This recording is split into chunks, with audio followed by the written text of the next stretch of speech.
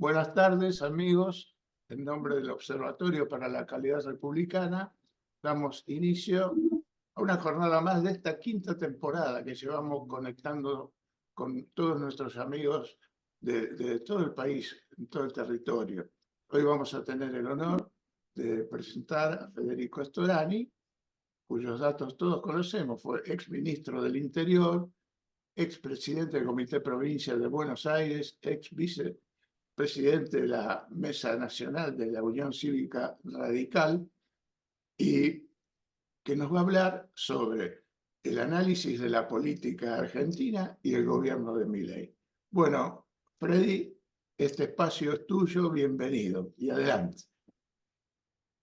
Bueno, en primer lugar, agradezco mucho la invitación, que me hayan invitado a participar de este ciclo. Y sin demasiado preámbulo, voy a ir un poco al punto que me han propuesto para hacerlo más interesante, que es posteriormente un intercambio, si cabe, ¿no? Con todo gusto. Bueno, yo creo que lo primero que hay que advertir, señalar, que no se llega al gobierno de Milei, que puede aparecer como absolutamente extraño, extravagante, casi ridículo, con una concepción ideológica de extrema derecha, si no es fuera porque previamente se le asfaltó el camino, para utilizar una expresión suave. Y en eso nos corresponde una autocrítica en general a toda la política, pero muy en particular a los gobiernos justicialistas precedentes, en particular al gobierno de Néstor Kirchner, de Cristina Fernández de Kirchner, y muy especialmente el último de Alberto Fernández. No hubiese sido posible, tal vez, la llegada de un experimento de estas características, como dije, sin que ese camino hubiese sido asfaltado.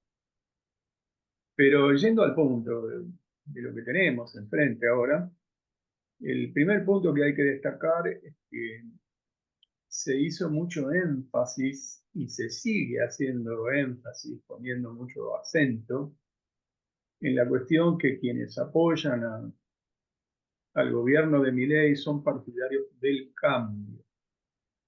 Y se hace uso y abuso de la expresión del cambio. Incluso buena parte de los adversarios que compitieron en esa elección, que finalmente lo consagró, también utilizaba como un caballito de batalla el tema del cambio, en particular Patricio Bullrich. Vale la pena, como primera cuestión, señalar que el cambio en sí mismo es una palabra o un concepto neutro. No significa que sea algo positivo, algo bueno. Y generalmente el cambio, por una cuestión de propaganda político, se lo asocia no solamente a lo bueno, dejar atrás lo malo, sino también a lo nuevo. Bueno, en este caso, en este segundo punto, yo quiero poner alguna énfasis. No tiene nada de nuevo.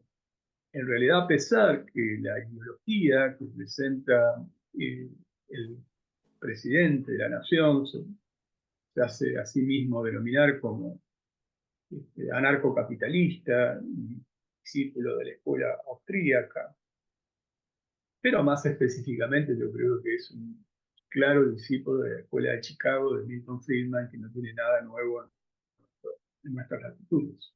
Al contrario, lo que pasa es que tratan de tomar alguna distancia con esto de nuevo por el tema de los fracasos previos. Y vale la pena repasar los fracasos previos y aún el diseño institucional que estuvo en ese momento abordado y consagrado.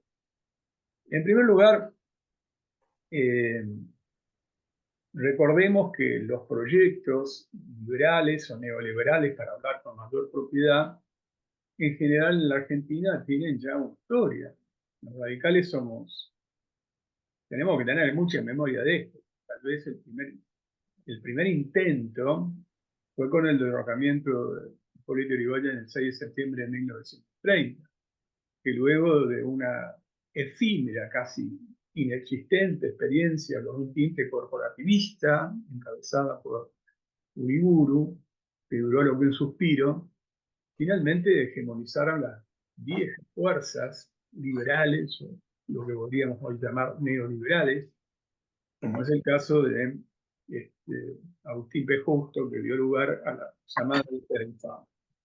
Pero eso luego se repitió sistemáticamente. Entonces yo creo que en esto que también se ha denominado, digamos, la batalla cultural, que todos nosotros debemos estar muy atentos, no hay que hacerle ninguna concesión.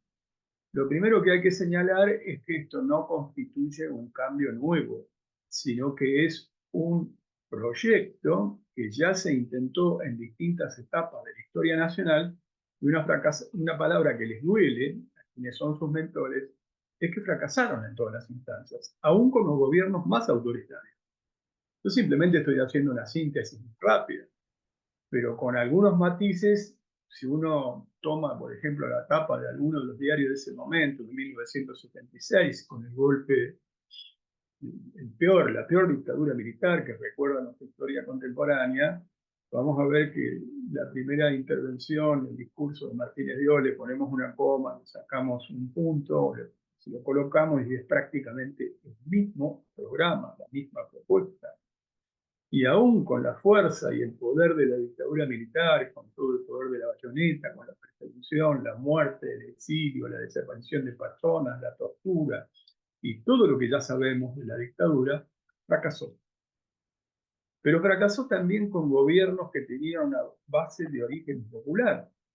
No tiene sentido entrar en la discusión acerca de la legitimidad del tema, sino para ir a discutir el fondo de la cuestión, que es esta cuestión del proyecto que se quiere imponer. Porque está claro que la legitimidad del gobierno de Menem, a pesar de que Menem haya llegado con aquel tipo de salariazo, revolución productiva y cultura del trabajo, y luego hizo todo, absolutamente lo contrario. Sin embargo, eso no le quitaba técnicamente lo que nosotros podríamos definir como una legitimidad de origen. La tenía. Vale la pena también decir que el fundamento de la legitimidad democrática es la expresión de la soberanía del pueblo. Y la soberanía del pueblo es un concepto indivisible. Desde Ferrero en adelante todos enseñan que es un concepto indivisible. Vale tanto para quien ejerce el poder ejecutivo, pero también para quienes son elegidos diputados del pueblo de la nación o senadores por el pueblo de la provincia. Por lo tanto, si el principio que vale, que corresponde, que es que tiene legitimidad, vale lo mismo para un diputado, para un senador, para un gobernador de provincia, que para un presidente de la nación.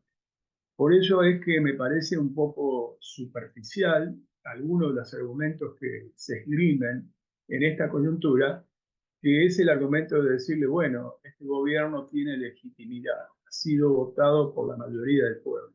Las mayorías están para cambiar, se constituye por mayorías y minorías, y de hecho hemos verificado en los últimos tiempos con bastante frecuencia que cambia. Minorías se convierten en mayorías y las mayorías y minorías. Por lo tanto, esto es parte de lo que podríamos decir una de las reglas de juego que existen en cualquier sistema democrático, los equilibrios, los controles y en particular la alternancia del ejercicio del poder. Pero volviendo a la cuestión de fondo. Por lo tanto, lo primero que hay que decir es que el cambio propuesto no es nuevo y esto es parte de la batalla cultural. Lo segundo que hay que decir que no es un cambio positivo, porque ya fracasó tanto con la etapa más cruenta y asentado en el mayor poder militar posible, restringiendo todo tipo de garantías, fue en la época de la dictadura militar, pero también fracasó con un gobierno de origen popular, con legitimidad de origen, como fue el de Menem Cavallo, con la convertibilidad, que finalmente terminó en tragedia a finales del 2001, con sangre y tragedia. ¿Cuál es la diferencia? ¿Cuál es el matiz que yo veo en al punto?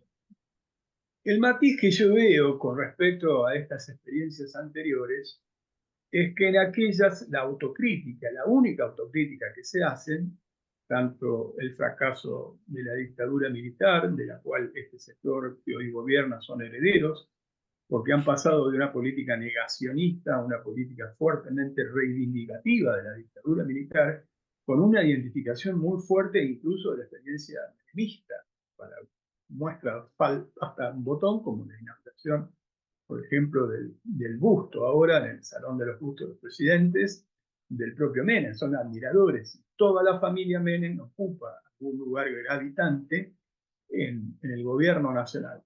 Pero también fracasó, también fue un fracaso.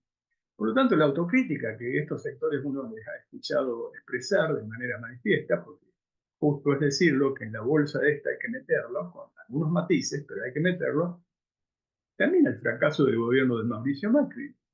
El fracaso del gobierno de Mauricio Macri, él mismo se lo expresó en una entrevista como autocrítica más bien a la forma, al método de cómo llevar adelante un proyecto en la concepción de fondo con el Premio Nobel de Literatura peruano, Mario Vargas Llosa. Vargas Llosa le pregunta, ¿qué haría si fuera nuevamente presidente? Y él contesta, haría lo mismo, pero más rápido. Es decir, la crítica supuestamente por el fracaso de lo que fueron las experiencias neoliberales, los proyectos neoliberales en la Argentina, lo atribuyen fundamentalmente a no haber sido un proceso como el que actualmente sí se está desarrollando, que es sí nuevo, de shock, brutal e inhumano. Este es un dato importante. Otro dato importante que tiene una comprobación, yo diría, empírica ya en la ciencia política argentina, que siempre estos proyectos han sido acompañados de una necesaria baja calidad institucional, cuando no dictaduras militares. Cité el golpe del 6 de septiembre del 30, la dictadura que, que posteriormente con persecución principalmente a radicales que hizo Justo, pero podríamos decir lo que también se dio con la caída, el derrocamiento grande, tal vez el que tuvo los mejores niveles macroeconómicos y sociales y culturales, como fue Arturo Illia, que luego de una experiencia también muy efímera del cursillismo, de Sallie Mae, recaló finalmente en Fidel Bacena, que pensaba también un proyecto neoliberal, ortodoxo, clásico. Una concesión en la batalla cultural que no hay que hacerle es la cuestión liberal, porque cualquiera de ustedes saben que todos nosotros somos liberales desde el punto de vista político. ¿Por qué? Porque, bueno, porque en la parte dogmática de la Constitución argentina, toda la primera parte, están establecidos los derechos y garantías constitucionales que nosotros respetamos y hemos hecho respetar. Por lo tanto, somos liberales en el sentido amplísimo del término. Pero en el sentido económico del término no lo somos, porque esas experiencias liberales o neoliberales en lo económico es un contrabando de ideas y parte de la batalla cultural generalmente ha ido asociado de baja calidad institucional y muy particularmente de dictaduras militares. Desde el 30 en adelante, esas experiencias fracasaron una tras otras para imponer proyectos neoliberales.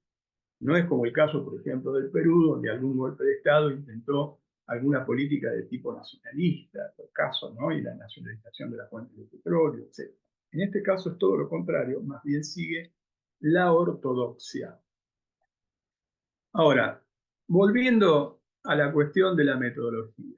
La cuestión de la metodología de shock, la doctrina de shock fue definida hace ya más de 20 años por una periodista canadiense que justamente denomina a su investigación doctrina del shock, que es Naomi Klein.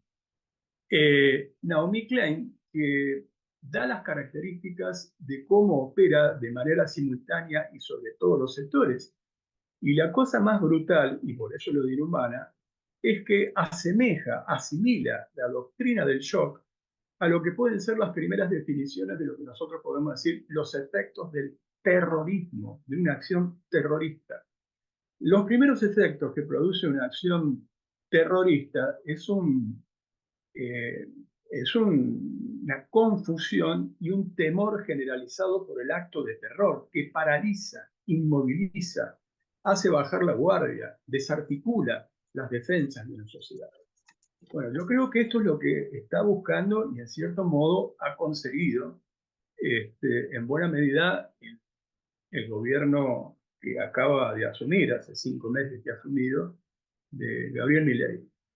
Un dato no menor, para completar, digamos, el cuadro de situación, es que también responde a una característica de tipo global.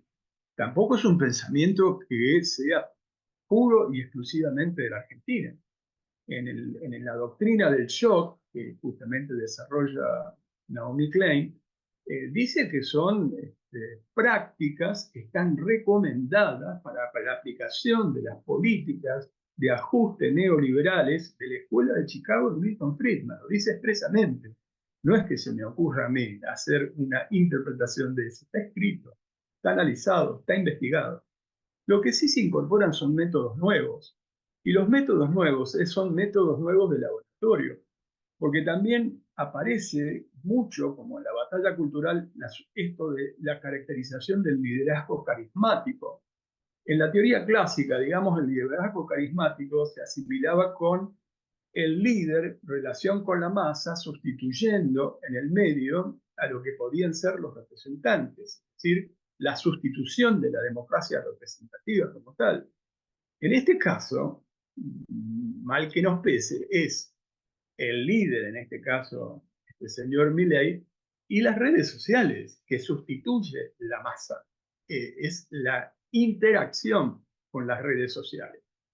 Así como tiene un efecto brutal, y por eso es que también se habla de democracia plebiscitaria. Recordemos, por ejemplo, a O'Donnell con respecto a la democracia plebiscitaria, al sistema delegativo. Tiene que aceptarse sobre un diseño desde el punto de vista institucional. Y ahora me meto en el diseño del punto de vista institucional. El diseño del punto de vista institucional que el gobierno tiene para llevar adelante un cambio negativo, de shock brutal e inhumano, necesariamente tiene que ser el diseño de un estado de excepción.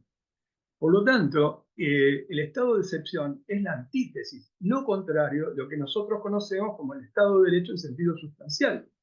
Y el Estado de Derecho en sentido sustancial, obviamente, no solamente registra como cuestión primera la legitimidad en el origen del poder, sino que también va hacia lo que significa la división de los poderes, el control de constitucionalidad, la independencia del poder judicial, la separación del poder constituido del poder constituyente, la periodicidad de los mandatos, etcétera, etcétera. Por supuesto que en esta expresión de tipo global, de la cual hablaba antes, también un poco en joda, yo he dicho en muchas ocasiones en los encuentros nuestros que a nosotros nos tocó el peor, porque esta nueva derecha que existe, extrema derecha, que es global, en realidad comienza a conformarse de manera más sistemática a partir de Atlas Network, que es una creación del año 1981, es decir, que no es tan nueva, sino que es más bien antigua. Y no es que responda a una característica de conspiración internacional, pero sí responde a algunas tipologías donde existe como tendencia una disminución de todos los derechos, en particular los derechos sociales, las conquistas sociales, para respetar un único derecho que parece como un derecho de origen divino. De hecho, esto ha sido lo expresado por el propio Milei en Davos, con una enormidad y con una crudeza total y con una gran ignorancia que produjo vergüenza ajena. Pero cuando él habló del mercado en Davos, en la reunión de Davos, recuerden ustedes que lo asimiló a una creación divina. Y además aludió a la relación casi inmediata con el sistema de producción capitalista. Bueno, se morfó en un periodo de historia dos sistemas de producciones que tuvieron algo que ver en la historia de la humanidad, el esclavista y el feudal, por ejemplo, que son pequeños datos, digamos, de lo que algunos están dispuestos a hacer concesiones. De hecho, como también digo un poco en joda, el único que se erotizó antes del discurso de, de, de Milei en Davos fue Elon Musk, que por supuesto es un multimillonario, conforme al informe que hace el Laboratorio de Seguimiento de Tributos, discípulos de Piketty, de Tomás Piketty, que es Gabriel Zuckman, no paga un mango de impuestos, porque lógicamente es lo que podríamos denominar en términos más claros y más cercanos capitalismo salvaje. Ese capitalismo salvaje que hoy está en vigencia en nuestro país requiere de un diseño institucional. Ese diseño institucional es un estado de excepción, pero a su vez requiere un protocolo de seguridad. Es decir, se desliza peligrosamente a lo que nosotros podríamos caracterizar un estado policial. Estado de excepción, estado policial. Esto es lo que está en vigencia en buena medida en este momento en la República Argentina. Los instrumentos que hasta ahora se intentan imponer, algunos están plenamente vigentes, fue primero un ajuste ortodoxo y brutal y arrancó casi en una política sin precedentes, 120% de devaluación el 12 de diciembre pasado, recordemos eso. Eso produjo una colosal transferencia de ingresos de los sectores de ingresos fijos, los asalariados principalmente, pero muy particularmente de los jubilados a los sectores más concentrados de la economía. Los que realmente, como decimos habitualmente, están pagando el ajuste son los sectores asalariados y el sector, los jubilados, prácticamente. Pero esto a su vez estuvo acompañado posteriormente con una medida de desregulación general de la economía y sigue el patrón de lo que fue en su momento el mismo plan de Martínez de Oz y en buena medida de la convertibilidad, aunque hay que reconocer que la convertibilidad tenía mayor seriedad. Era un plan ortodoxo que buscaba en su momento establecer un control de la inflación que se había desmadrado, pero que en el mediano plazo, por la necesidad que tenía casi como el oxígeno para respirar de expansión, requería de ingresos de divisas que no tuvo y terminó explotando trágicamente en el 2001. Esto ni siquiera tiene un plan que continúe, digamos, a esta brutal transferencia de ingresos. Lo que tiene es el diseño, en definitiva, de lo que nosotros podemos denominar un modelo o un país de economía primaria. Disculpen que sea autorreferencial, pero en su momento, durante el gobierno justamente de Menem Cavallo, yo tuve una frase que me putearon en arameo en ese momento, porque señalé que yo estaba en contra de ese modelo, aunque tuviera éxito, entre comillas, porque el éxito macroeconómico de un proyecto de puro desarrollo con énfasis en la economía primaria deja afuera, excluye a casi la mitad de la población. Ahora vamos a ir analizando algunas de las medidas particulares, cómo este diseño se va configurando. Pero que están condenadas, si nosotros imagináramos que ese diseño macroeconómico fuera un círculo que cierra de manera perfecta, un círculo perfecto, fuera del círculo quedan millones de argentinos. Este diseño obviamente fue acompañado por el decreto de necesidad y urgencia que está vigente desde el 29 de diciembre pasado, que produce una liberalización de tarifas, de todas las componentes que afectan principalmente a los sectores medios de la población, de la medicina prepaga, de las matrículas de los colegios, de los servicios y demás. Y fundamentalmente, no solamente golpea entonces particularmente los ingresos fijos a los jubilados, sino globalmente a la clase media. Y ahora este proyecto, que viene a complementar al decreto de necesidad y urgencia, que yo denomino un poco bases, en vez de ser puntos de partida, como mal plagia a Juan Bautista Alberdi, Milei, atribuyéndole a una suerte de colectivismo por planificación, por planificación centralizada de la economía el fracaso argentino, lo cual es absolutamente falso.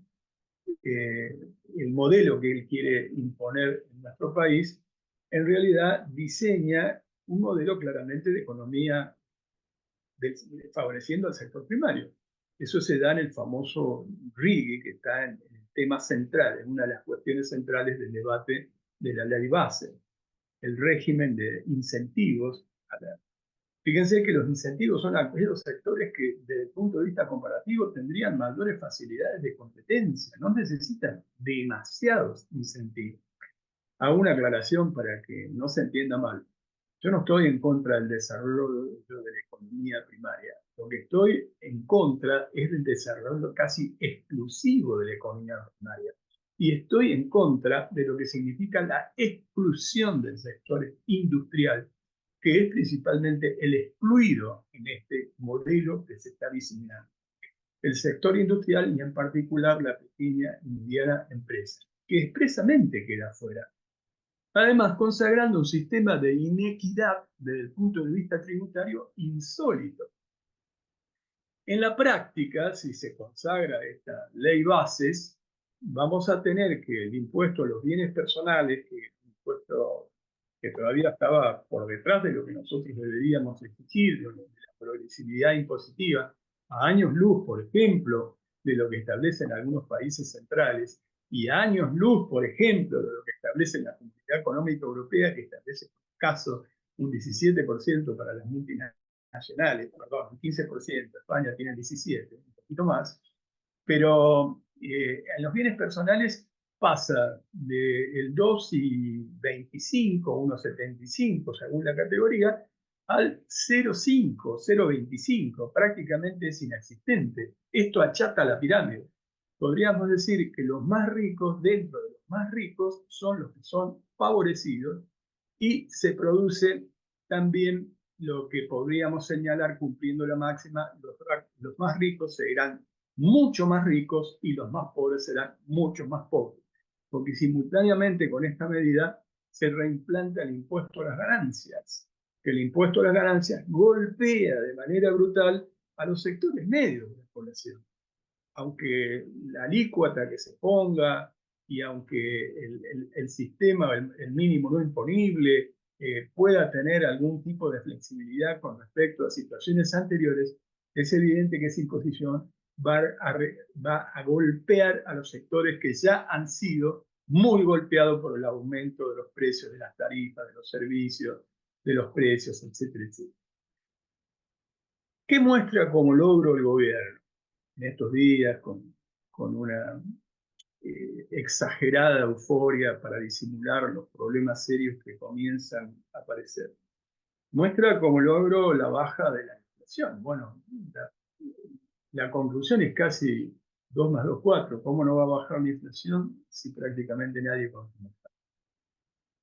Hay una caída brutal en cualquiera de los rubros, pero muy particularmente sobre aquellos que son de primerísima necesidad, caso de alimentos, por ejemplo, y muy dramáticamente con medicamentos. Cuando nosotros vemos el tema de medicamentos, vamos a ver que la fotografía de hoy ya es dramático porque hay gente que no compra los medicamentos, antes los fraccionaba, cierto y justo reconocerlo, para que le duraran más tiempo y ahora directamente no los consume. Esto en la práctica significa que en la película de esto se va a producir un deterioro de la salud del pueblo argentino de manera descomunal. Pero a su vez, este diseño que estaba señalando, algunos economistas que son francamente partidarios a la orientación y la tendencia, insisto, el más paradigmático de todo, el más icónico de todo, que es el propio Domingo Cavallo, ya hablan que el proceso de recesión es tan brutal que comienza a utilizarse la terminología mucho más apropiada para caracterizar y diagnosticar el momento como depresión económica. Ya no estaríamos dentro de lo que es una simple recesión económica, sino una depresión económica. Por supuesto que el logro, entre comillas, de la baja de la inflación, que no es un gran logro, 8,8, la verdad, en una situación donde nadie consume nada, no es un logro, y la caída brutal de la actividad productiva se hace sentir y que golpea con un diseño de transferencia que estuve describiendo con los instrumentos, tanto de las primeras medidas tomadas por el Poder Ejecutivo, del decreto de necesidad de urgencia, y que pretende perfeccionar con la ley bases. Hagamos un análisis ahora de la cuestión política. La cuestión política, yo creo que la Argentina hoy es un laboratorio de experimentación. Lo traduzco un poco más.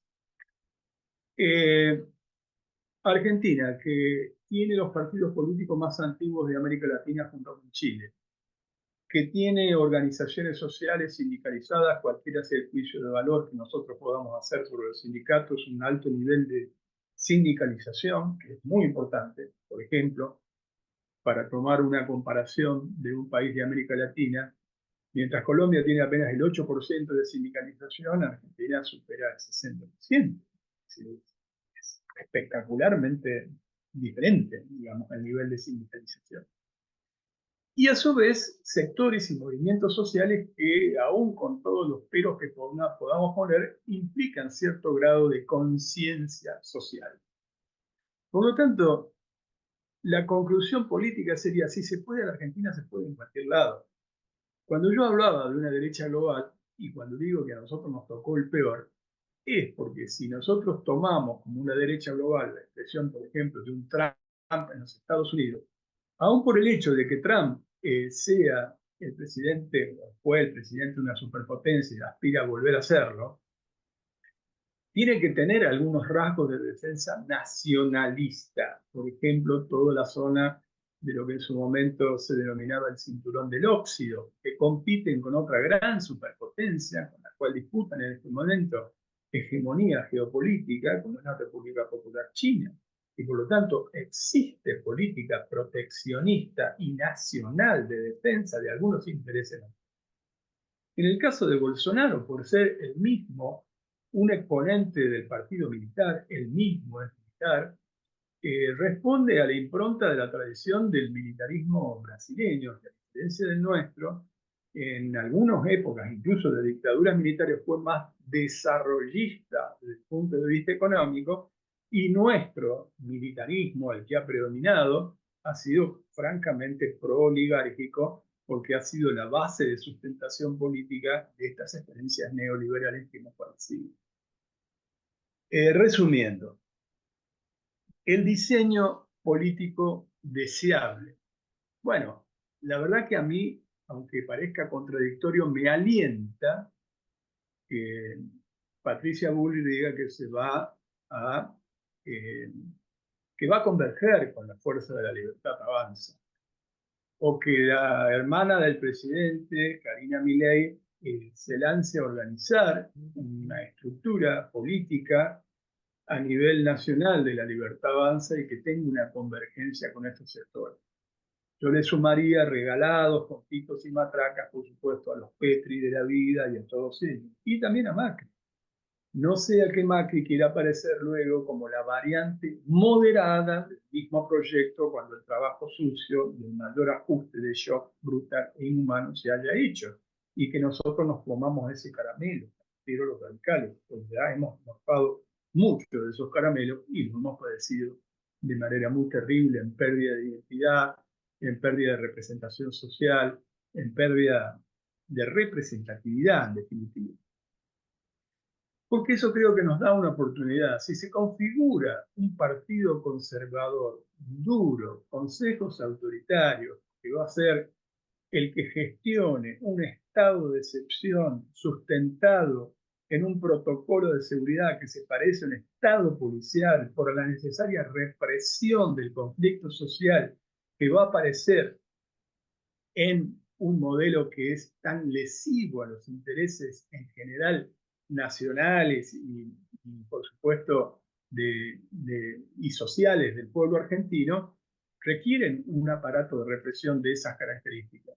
Nos permitiría a nosotros la reconfiguración, con un radicalismo recuperado, de una identidad que sirva un imán de atracción a la que podríamos denominar como una abrevando de una fuente que es la fuente principalmente del discurso del Parque Norte, de Pablo Alfonsín, de una socialdemocracia moderna con el trípode de una democracia participativa, una ética de la solidaridad, que signifique justamente una tendencia socialdemócrata moderna, pero que puede tener cierto grado de convergencia con algunos que abrevan de un social cristianismo en el marco, que también estuvo anunciado por el propio Alfonsín en algún momento, de la cobertura de un paraguas que podría denominarse como una suerte de tercer movimiento nacional.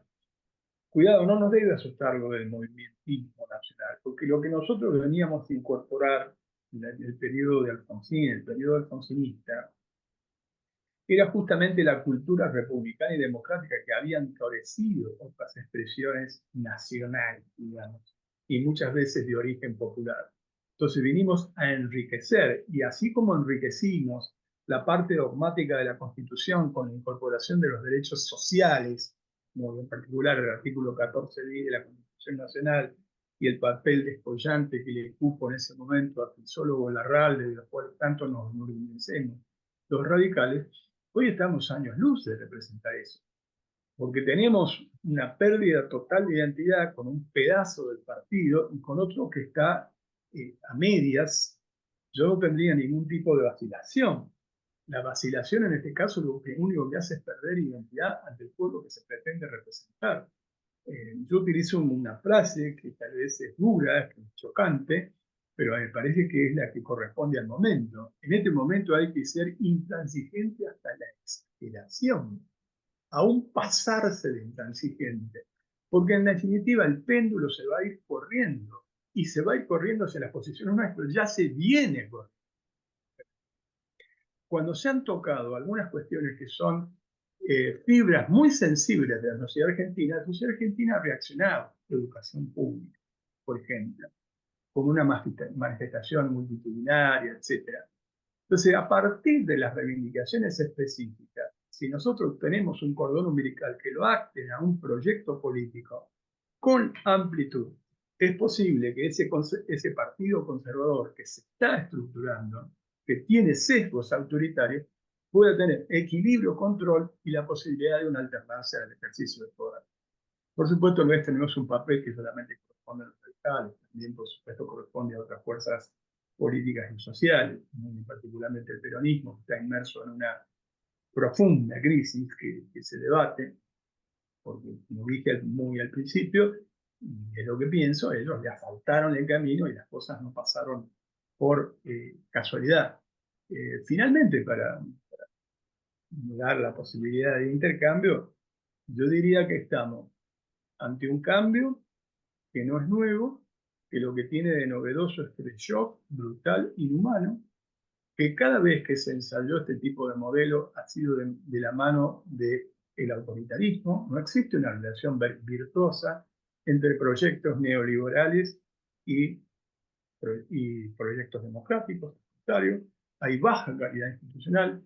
No caería en la tentación de meter a todo el mundo dentro del populismo, como lo que se denomina clásicamente populismo de derecha, populismo de izquierda.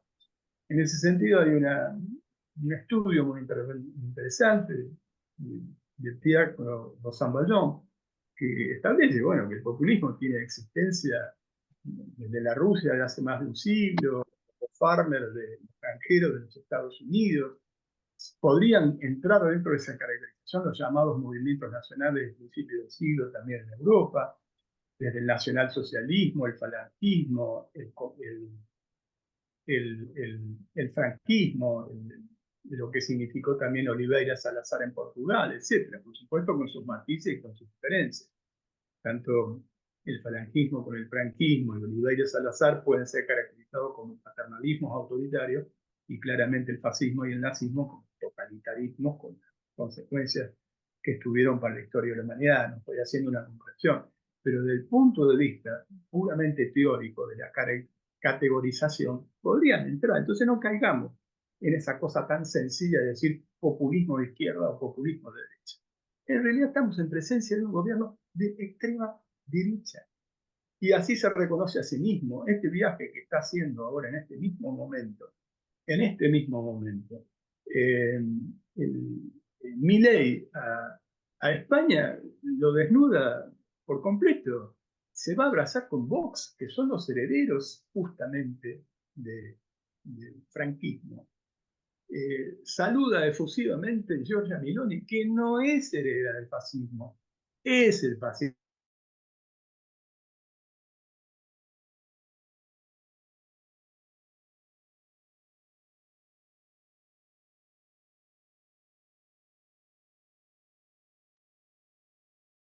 No se escucha, Freddy. Freddy.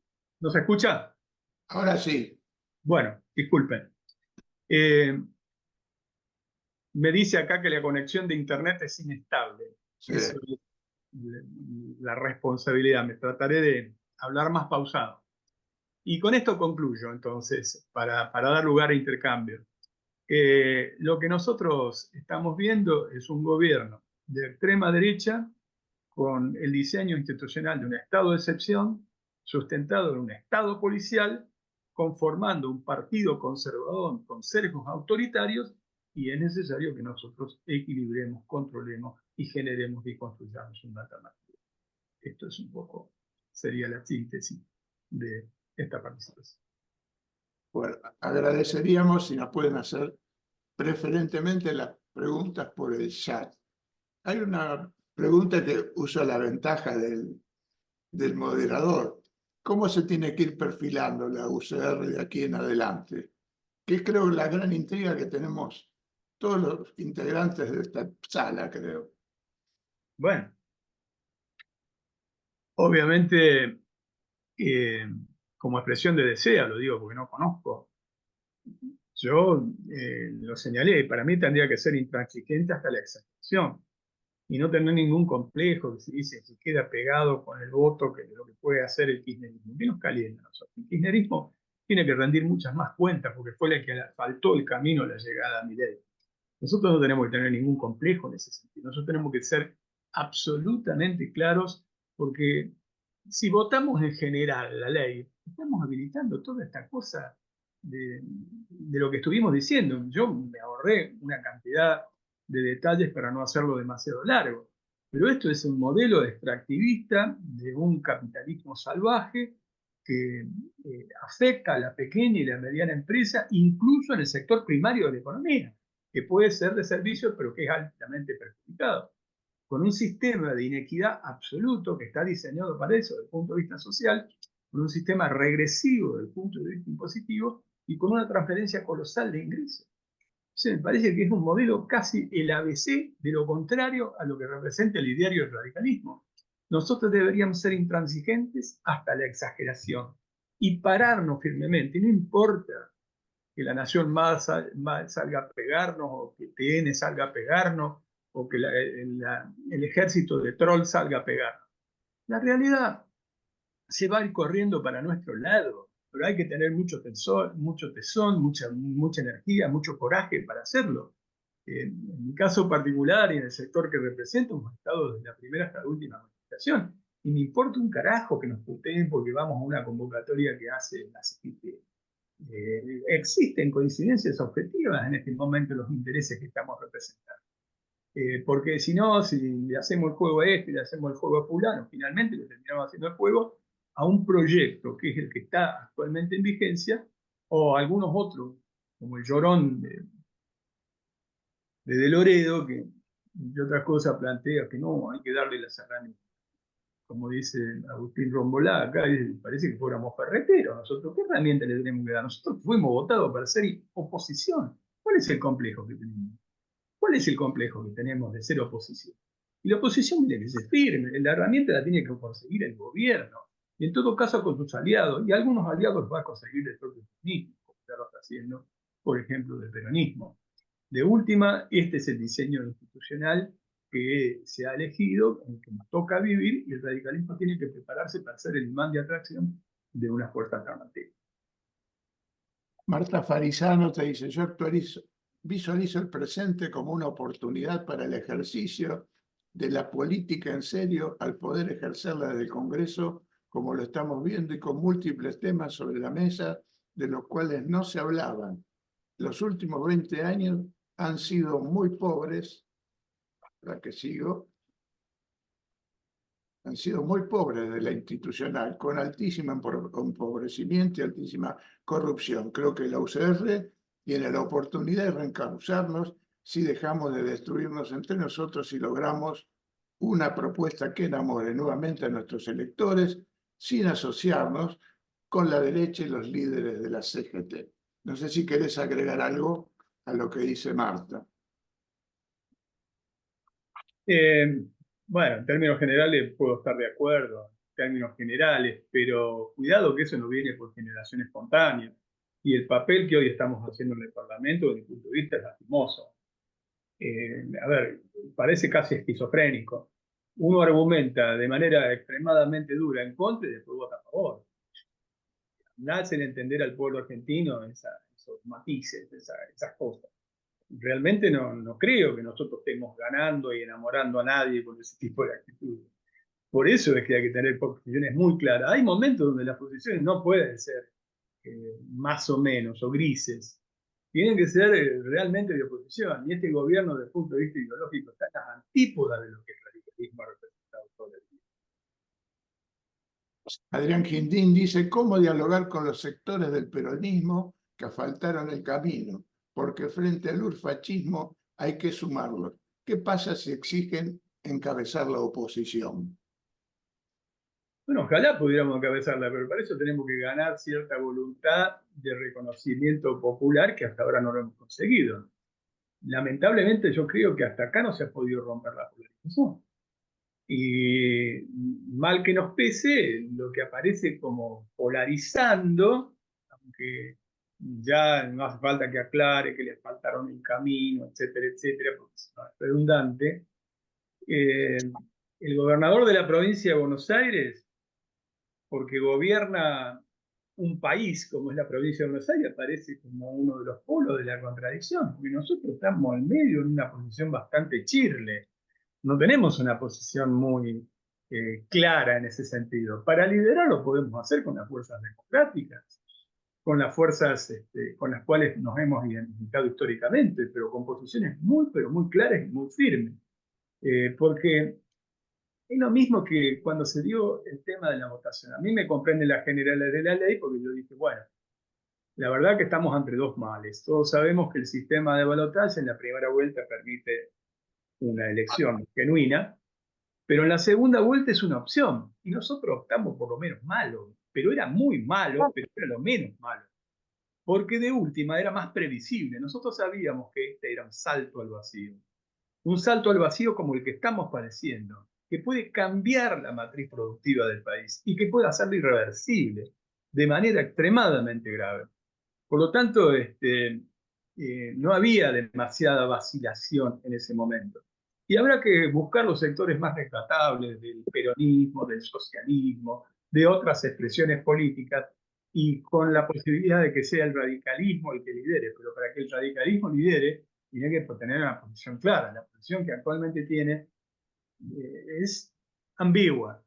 Estuvo bien el presidente del Comité Nacional cuando votó en contra del DNU, nosotros lo acompañamos y lo aplaudimos, pero ahora vamos a ver cómo se vota ante la ley ómnibus, porque votar en general en favor de la ley ómnibus, aunque después se discute en particular algunas cosas, si se vaya en revisión nuevamente a la Cámara de Diputados, es más de lo mismo. Lo que queda claro es que nosotros somos tildados como colaboracionistas.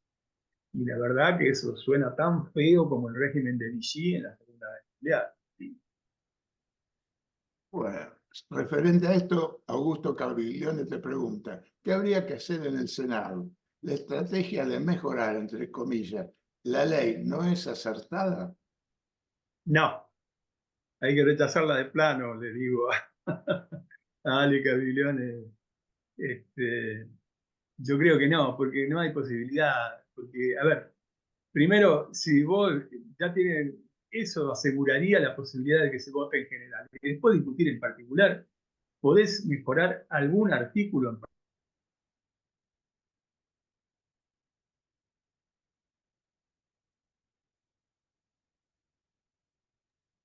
De nuevo No perdimos se la... escucha.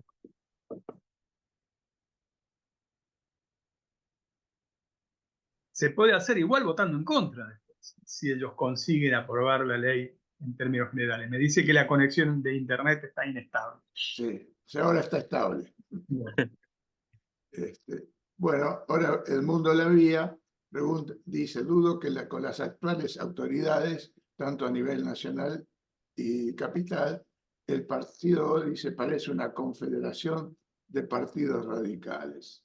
Martín López Lastra, la estrategia opositora debe pasar por abroquelar a todas las fuerzas opositoras, después ver en 2025 si puede desarrollar una fuerza equidistante del oficialismo y del kirchnerismo. ¿Una socialdemocracia pura? Pregunta. ¿Querés agregar algo? no, escribo lo que dice Martín López Lastra, ojalá ese es el objetivo nuestro. Claro. Bueno, acá aclara que no era Augusto Cabeligone, sino Alejandro. Alejandro Gaviglione. Sí, Sí, ahí lo estoy viendo. sí. Marina Isla Larraín dice, en el caso de que la UCR vote positivamente en general, será posible remontar la imagen del radicalismo ante la expectativa de la gente que no está viendo, nos está viendo como opción. Ahí está. Complicado, Marina, complicado. Y sé que Marina además es una especialista, investigadora muy importante en todos los temas que significa la cuestión del medio ambiente, que yo soslayé cuando hablo de la economía extractivista, porque también va a afectar fuertemente eso y lo estamos viendo cómo se padece. Miren lo que está pasando en Brasil y lo que pasa también en nuestro país. Negar el cambio climático y este tipo Milei, no nos olvidemos que es un negador del cambio climático. Así que si nosotros no tenemos posiciones intransigentes hasta la exageración, no vamos a tener crédito. Bueno, María Farisano aclara, este es un gobierno débil, ningún complejo ese. Bueno, y en realidad la fuerza del gobierno son el 31% que votaron a los diputados. Después lo demás es un agregado que les puso el balotaje. No sé si querrás agregar algo más, Freddy. No, sobre este punto, no todo, creo que sea un gobierno débil, ¿eh? Este es un gobierno de las corporaciones. Para mí también una licencia filosófica. Tanto que se habla del anarcocapitalismo como cuestión filosófica. En realidad esto está lejísimo de ser el anarcocapitalismo. Esto se parece mucho más al estado naturaleza de, de Thomas Hobbes, el hombre lobo del hombre. Acá es un poco el sálvese quien pueda. En su momento, Hobbes, viviendo en guerras intestinas y guerras externas, creó el famoso Leviatán para disciplinar. Ahora, en vez de haber un Leviatán, hay varios Leviatancitos que tienen nombre y apellidos a los cuales se adjudican los negocios. Pero hay Leviatanes dando vuelta. Tienen nombre y apellido cada uno de los negocios de la economía primaria de la República Argentina. Y están disciplinando. No es un gobierno débil. Es un gobierno que cuenta con medios de comunicación poderosos, como lo hemos visto. La Nación Más es el comité de campaña. ¿O alguien me puede decir que no? ¿Alguien se banca la toxicidad de ver La Nación Más? Bueno, no es un gobierno. No sé si querés agregar alguna reflexión más para ir terminando, Freddy. Bueno, simplemente esto. Yo insisto en que hay que tener en este momento posiciones que parezcan a veces hasta excesivamente duras, porque lo que hay que mantener es la línea vertical de lo correcto, porque el péndulo va a ir volviendo, va a ir viniendo, así como se produjo en la educación pública, va a venir también en otras reivindicaciones de tipo específico.